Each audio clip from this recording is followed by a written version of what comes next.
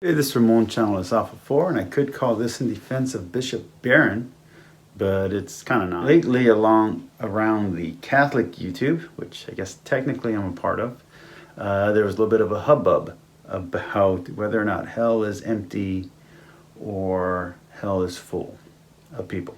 So I've made videos before on hell, explaining that hell is a very bad translation of the words Gehenna and Sheol, which have their own meaning, and that hell was translated from the Greek words Tartarus and Hades, which have a completely different meaning than the Hebrew words they were translated for into the Greek and Latin. So I'm gonna make this a little bit shorter and a little bit faster. First off, I'm gonna say this, is that hell is real and it doesn't exist. And when I say that hell is a real place but it doesn't exist, it's really simple. Hell is oblivion, so by definition, it doesn't exist. It's a state of non-existence. It's a state of the last moment that you have is suffering, is realizing that God is real, that you could have lived forever, and you chose the wrong path. That's hell. That's eternal hell. Hell is to be outside of God's love.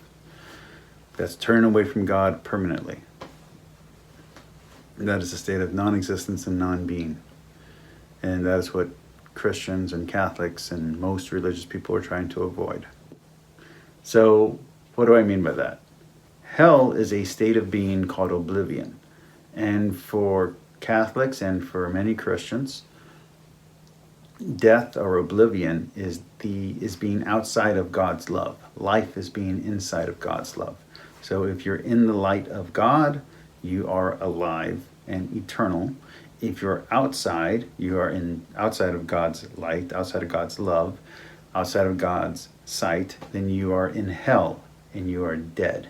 So dying in that state would put you in a state of oblivion, while dying in a state of grace would put you in a state of eternal life. Okay? Basics, just really simple. But then how can hell be a real place? Well, I got photos. I'm going to show you hell, and I'm going to show you Hades. First, I want to show you some pictures of hell. Now, hell is a real place, Gehenna, the valley of the son of Hinnom. And so this is hell. Let me autofocus. That's hell. Not exactly what you were expecting, huh? It's actually quite beautiful. So yeah, you're looking at hell. It's a valley near Jerusalem. It's a valley near Jerusalem. There you go. That's hell. Not exactly what you were expecting. What about Hades? Now this is Hades. Hades is also a real place. You can go visit. They have tours. You can actually take a tour of Hades. And you can walk around it. You can sail a boat in it. I love that picture, by the way. So, yeah.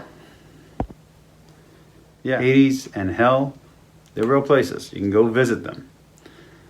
But theologically, they are states of being. So when people are taking literal as metaphor and the metaphor as literal, you're always going to get things wrong. The theological concept of a hell that is spoken of allegorically through the Bible is based on terms such as Sheol and Gehenna, and then later Hades and Tartarus, and then later the horrible English word hell that doesn't really fit any of those. That is a mystical, metaphysical state of being where you are outside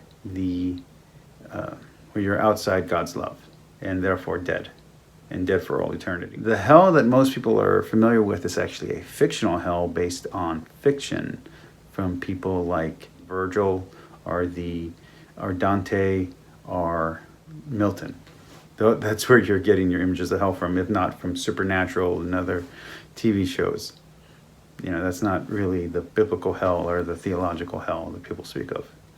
So anyway, that's my video. Peace, like, and subscribe. I hope that answers some stuff when it comes to hell. And yeah, hell is a real place, and it's quite beautiful. Personally, I'd quit worrying about hell and start worrying about trying to get into heaven. Peace, like, and subscribe. Talk to you all later. Good night.